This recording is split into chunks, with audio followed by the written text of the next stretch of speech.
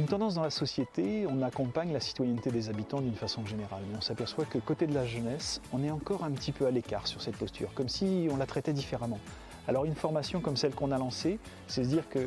la pédagogie de l'engagement, la place des jeunes, c'est peut-être très important, mais que ça s'accompagne à la fois dans les politiques, mais aussi dans les postures professionnelles qu'on va développer. Donc voilà tout ce cursus de formation avec ces changements de société.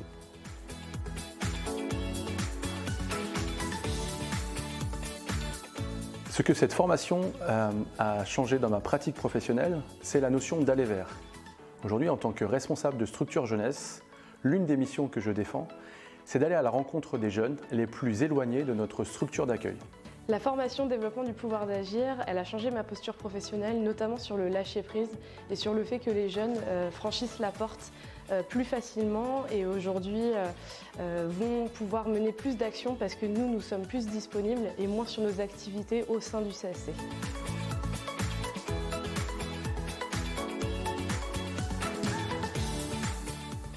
Cette formation sur le développement du pouvoir d'agir des jeunes m'a fortement intéressée parce qu'en effet, ça m'a permis de me réinterroger sur les politiques de jeunesse que les décideurs politiques mettent en place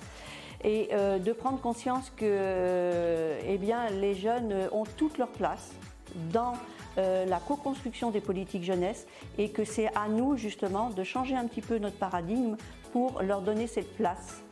et de manière à agir véritablement et à exprimer eux-mêmes leurs besoins et non pas à nous, décideurs politiques, de supposer quels sont les besoins de nos jeunes.